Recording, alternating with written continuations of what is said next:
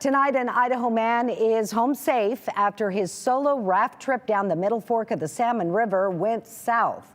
73-year-old Thomas Gray's raft flipped in a Class 5 rapid, forcing him to spend several days in the backcountry with no supplies.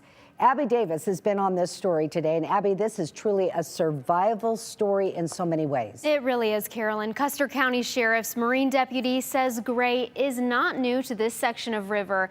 He actually started rafting decades ago. Gray launched from Marsh Creek on May 17th and ran into several log jams along the way. Deputy John Hawk says at one point Gray injured his leg trying to get his raft out from under one of the logs. Gray's raft was eventually swept away after flipping in a rapid called Dagger Falls.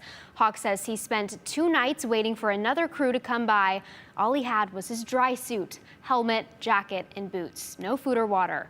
When nobody came by, Hawk says Gray spent several days hiking about 20 miles out. Hawk said a local outfitter found him on May 22nd, exhausted on the side of the road. For the man to cover that kind of country in those freezing conditions without food, drinking creek water, and then eating snow is just incredible. I can't say anything more. How did you feel when you saw him? I gave him a big hug. I said, Tom, I'm not a huggy kind of person, but and we had a big bear hug, and it was very emotional. Emotional because Hawk knows Gray personally. They met after tragedy struck 2 years ago. He and his brother were running Marsh Creek, and his brother succumbed to his injuries at Dagger Falls. And I was the Marine deputy that had to spend 2 weeks trying to locate his body and then have him flown out by helicopter.